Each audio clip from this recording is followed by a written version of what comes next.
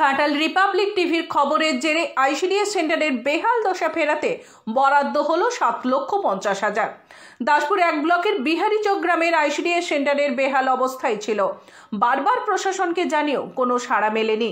সংবাদ মাধ্যমে বেহাল অবস্থার কথা প্রকাশ পেতেই তড়িঘড়ি সেন্টার সারানোর উদ্যোগ নেয় প্রশাসন।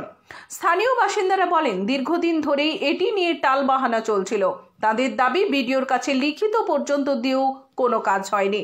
এছাড়াও গ্রামের জনপ্রতিনিধিকে বারবার বলা সত্ত্বেও কেউ এগিয়ে আসেনি।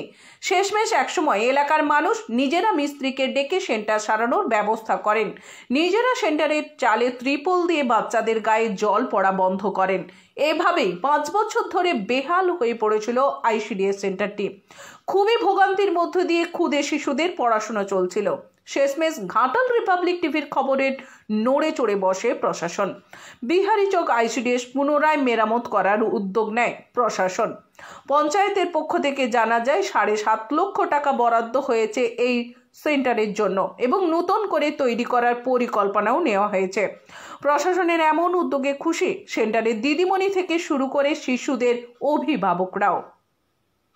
দাসপুর থেকে লক্ষ্মীকান্ত চক্রবর্তীর রিপোর্টে আমি Mousumi Mukhopadhyay, Ghatal Republic TV digital media. আইসিডিএসটি ভাঙা অবস্থায় ছিল, এই যে সারিতে গেছে 50 থেকে, আপনাদের কেমন লেগেছে? আপনার নাম, বাড়ি?